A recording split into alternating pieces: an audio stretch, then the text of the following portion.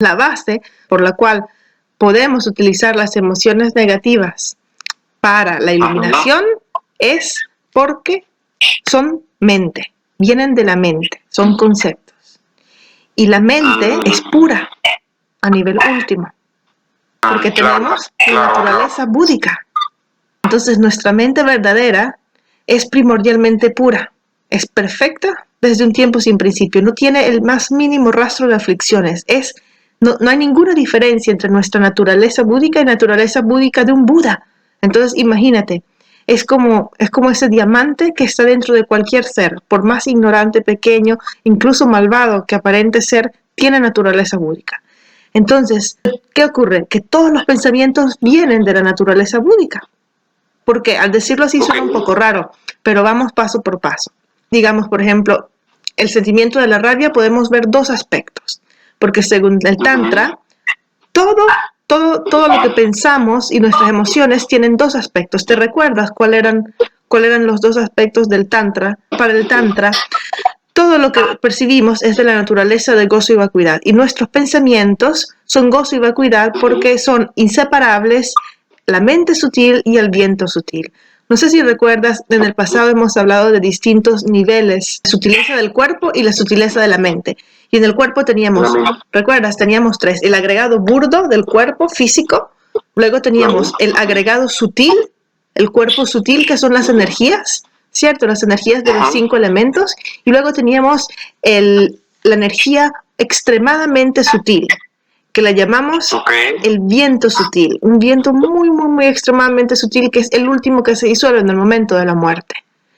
Para los tibetanos, en el momento de la muerte se van disolviendo primero las conciencias burdas y luego las conciencias más sutiles. Se disuelven todo lo que son las energías sutiles de los 5 elementos. Primero se disuelve la tierra, de hecho cuando se disuelve la tierra ¿sabes cuando te estás quedando dormido y sientes que como que te caes? Ese es el símbolo de la disolución del elemento sutil de la tierra. Y es cuando en ese momento te has quedado sin conceptos y comenzó la disolución del primer elemento sutil. Entonces sientes como si estuviera chupando la tierra.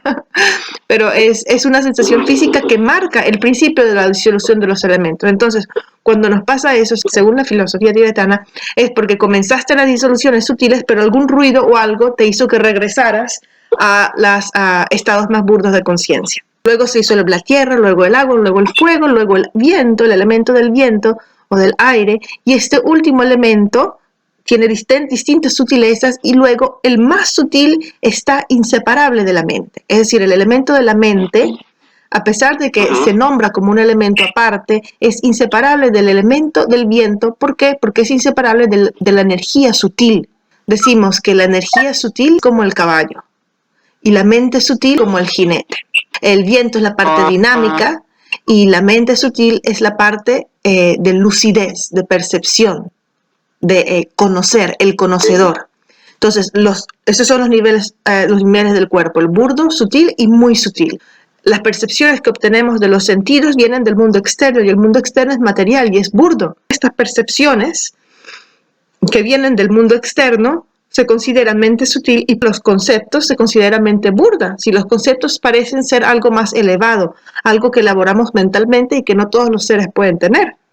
Pues resulta que en esta filosofía es al revés. Los conceptos son lo más burdo, porque están contaminados con la mente dualística, con el bueno, me gusta, no me gusta, es, no es, son una especie de mezcla de imágenes genéricas, nombres y funciones que tenemos en nuestra mente, y solo existen porque las comparamos con lo que no son. ¿Me entiendes? Sabemos que el vaso es un vaso porque sabemos en nuestra mente lo que no es un vaso, porque hemos asignado a este un nombre, una función, una forma y una textura. Entonces, por eso se considera la mente burda. Luego, la mente sutil es todas las percepciones sensoriales no conceptuales, y por eso se considera más sutil, porque no hay tanta contaminación con la dualidad conceptual, porque es solo un sonido, es un sonido. El instante antes de que nuestra mente lo identifique como sonido, ese momento era no conceptual, ese instante antes era no conceptual y era más sutil. A pesar de que tiene conexión con los objetos materiales, se considera más sutil porque está libre de conceptos que producen dualidad. Y luego llegas a la más sutil de todas, que es la mente sutil, la mente extremadamente sutil. Estos últimos dos, el viento extremadamente sutil y la mente extremadamente sutil, son inseparables. Las energías están conectadas con los elementos, es decir, todos los elementos también están conectados con las emociones negativas. Entonces, ¿qué ocurre? ¿De dónde viene el concepto? El concepto viene de la mente. ¿Qué hay detrás del concepto? Hay una percepción no conceptual, el primer instante en que la mente entra en contacto con el objeto. ¿Y qué hay antes que esto? Una mente sutil. ¿Y qué es esto? Pues es el Dharmakaya, es la naturaleza del Buda. Revelación. Todas las emociones, incluso las negativas, son como una manifestación de la naturaleza búdica. ¡Puf! Increíble. Nunca hasta este momento se había dicho algo así en las filosofías anteriores al Tantra. Entonces es muy increíble, es muy revolucionario porque es cierto, todo lo que viene de todo lo que hacemos en realidad se convierte en puro. Y de allí viene la visión pura del Tantra. ¿De dónde viene la acción del pensamiento? ¿De dónde viene el pensamiento? De la energía sutil. ¿Y qué es? Dharmakaya. Es todo Dharmakaya. Es toda naturaleza búdica. Entonces, las energías negativas consideramos conceptos, pero tienen también una parte energética. Entonces, todo tiene una parte de energía y una parte de concepto, digamos, de mente. Energía y mente, siempre juntas. Entonces, la manera en la cual podemos utilizar las energías, las emociones negativas, no energías negativas. Las energías son siempre positivas, según esta filosofía, porque son libres de conceptos. Son los conceptos las que las transforman en positivas o negativas. Entonces, esta energía que sentimos cuando está la rabia, ¿cierto? Por ejemplo, tenemos mucha rabia y entonces tenemos una sensación física incluso, ¿cierto? Las emociones negativas nos pueden incluso enfermar. Y ¿qué ocurre? En el momento en que sentimos rabia, estamos experimentando simultáneamente dos cosas. Una percepción contaminada del objeto que nos produce rabia y una emoción muy fuerte, una sensación física que es una emoción que no podemos describir con palabras. Distintas emociones las sentimos en distintas partes del cuerpo. La rabia, en el estómago, ¿cierto? Cuando te da rabia, se aprieta el estómago, ¿cierto? Tristeza en el pecho, confusión en la cabeza. Entonces, es como una sensación que va más allá de los conceptos. Pero tenemos rabia, entonces, por un lado tenemos la parte de la percepción, de la mente que está percibiendo de manera equivocada. ¿Por qué equivocada? Porque es exagerada. La rabia es una percepción exagerada de un objeto. Puede que haya un motivo para que nos genere rechazo y aversión, pero de allí a que se convierta en rabia, es locura. ¿Entiendes? Es total alucinación. Entonces, esa es la percepción errada. Y por parte de la energía tenemos la sensación de la rabia. Objeto de la rabia y sensación de la rabia. ¿Qué ocurre? Que si eliminamos el objeto, te quedas solo con una sensación. Y es una sensación muy fuerte. Entonces nosotros no nos damos cuenta que la rabia es una sensación porque estamos apegados, no podemos desconectarnos de la percepción ilusoria del objeto que nos produce rabia. Pero si cuando estás sintiendo rabia, sueltas el objeto y te concentras en la sensación física, puedes hacer que esa energía camine por tu cuerpo, puedes reunirla todo en el chakra del corazón, puedes sacarla por la coronilla y experimentar la unión de gozo y vacuidad. ¿Entiendes? De hecho, en eso consiste también toda esta práctica de alimentar a los demonios, termina en esto que te acabo de explicar, en el ejercicio de visualizar la energía, de soltar el objeto, de percibir la energía en tu cuerpo y de manejarla a través de tu cuerpo hasta que se pueda liberar.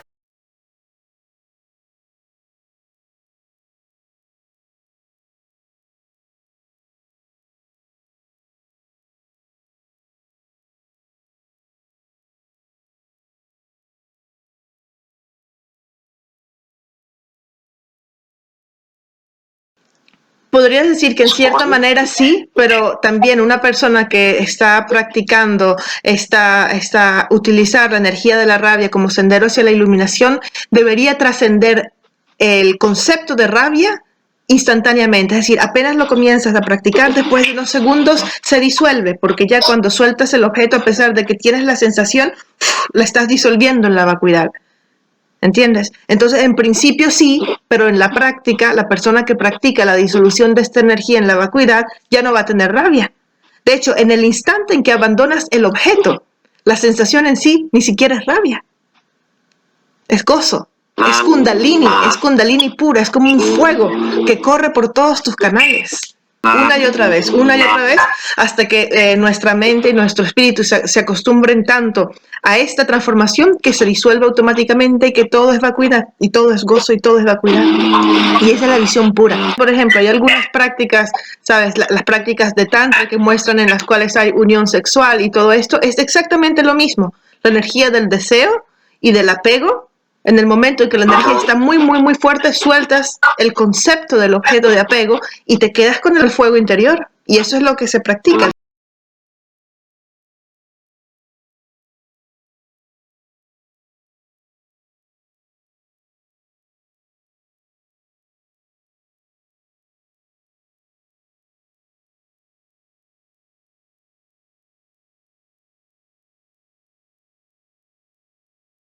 Exactamente.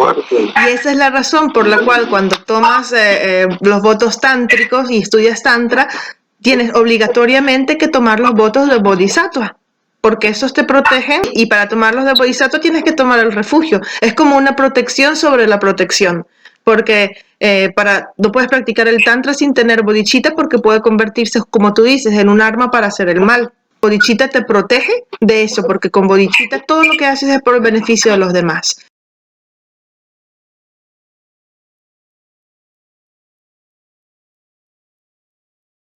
Vale, necesitas renuncia antes de bodhicitta porque antes de bodhicitta necesitas los votos de liberación individual, que son la protección para no crear karma negativo.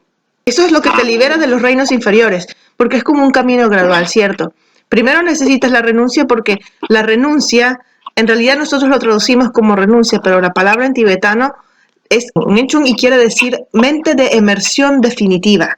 Estás decidido a salir del samsara. Eso quiere decir que tienes un deseo de salir del samsara. Y por eso, ¿qué es lo primero para salir del samsara? Pues no caer en los reinos inferiores donde no puedes practicar. ¿Y qué son los reinos inferiores? Resultado del karma negativo de haber hecho sufrir otras personas. ¿Cómo evitamos eso? Con los votos de liberación individual, de no hacer acciones negativas de cuerpo, palabra y mente. Solo si mantienes los votos de liberación individual, ya eso es un progreso. Pero entonces luego necesitas el amor bodhicitta para que todo lo que hagas no sea solo para ti, sino para todos los seres. Y luego vienen los votos tántricos, pero con los votos tántricos ya tienes la protección de que no vas a hacerle daño a nadie y todo lo que hagas va a ser por el beneficio de los seres. Entonces no hay riesgo. Como dicen a menudo en las enseñanzas del Tantra, es como el Ferrari. Es decir, vas mucho más rápido, pero si te estrellas, pues quedarás hecho pedacitos. Mientras que si vas más despacio, te caes de la bicicleta, pues puede que no te mueras, ¿entiendes? Entonces esa sería como la diferencia entre los vehículos. El Tantra es el vehículo veloz, pero también de mucho riesgo, porque imagínate lo difícil que es experimentar las emociones negativas, pero no crear karma negativo porque logras abandonar el objeto. Es decir, es muy difícil.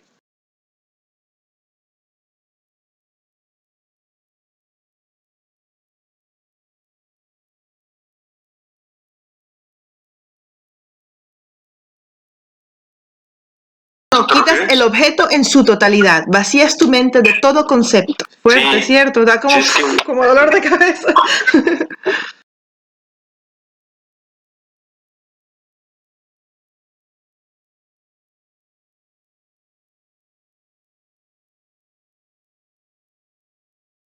Bueno, hay muchas maneras, dependiendo de la práctica. En esta práctica en particular que estamos viendo en este curso y que la haremos juntos al final, cuando terminamos toda la introducción, toda la explicación, las instrucciones, lo vamos a hacer. Y te voy a también a dar un audio con la práctica para que siguiendo el audio la puedas hacer tú mismo. En este caso, en esta práctica en particular, podríamos decir que es una especie de shinés, es decir, es una especie de concentración, pero no es un análisis, es decir, no es con la renuncia, porque pensar en la renuncia es conceptual.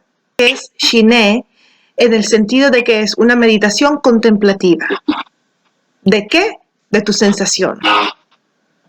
Sustituyes el concentrarse en el objeto por el concentrarse en tu sensación del gozo y vacuidad. Ese se vuelve tu enfoque. Es difícil, pero es un instante. Ese instante el que cambia el enfoque, en ese instante puedes experimentar el gozo y vacuidad.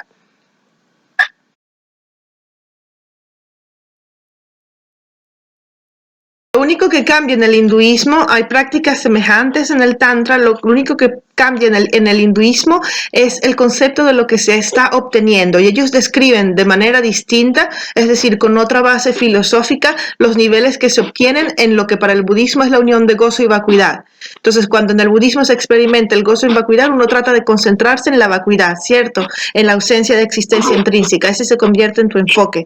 Mientras que en el hinduismo se cree que ese momento de no conceptualidad son estados de conciencia superiores en los cuales tienes una comunión con Dios. Tu alma se une al Atma colectivo, al Atman. Entonces es un concepto distinto, es decir, es la misma energía, es lo mismo está ocurriendo, pero se está practicando de maneras distintas. En el budismo estás practicando para eliminar la visión dual, y en el hinduismo estás practicando para unirte al concepto de Dios, para experimentar lo que para ellos es la liberación hinduista, que es el unirse al infinito, unirse al universo. Y es una sensación totalmente semejante, es decir, es la misma. Lo que cambia es cómo la aplicamos en nuestra práctica.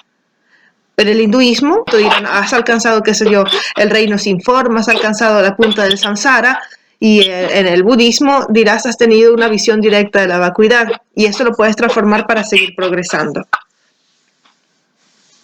Lo lamentable, según el punto de vista del budismo, es que en el hinduismo se producen tantas oportunidades para poder tener esta visión de la vacuidad, pero como no existe el concepto de vacuidad como en el budismo, no existe en el hinduismo, entonces se carga de otros conceptos.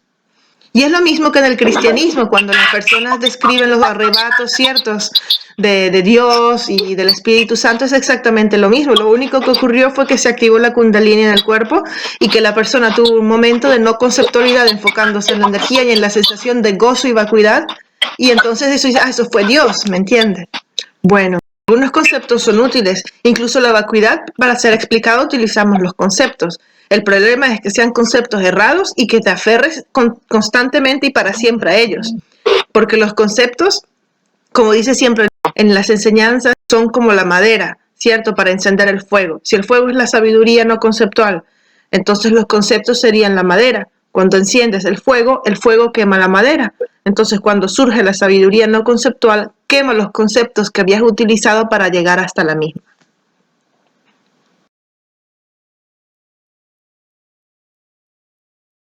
Bueno, ahora que estudiamos Tantra, te digo siempre que tengas pesadillas.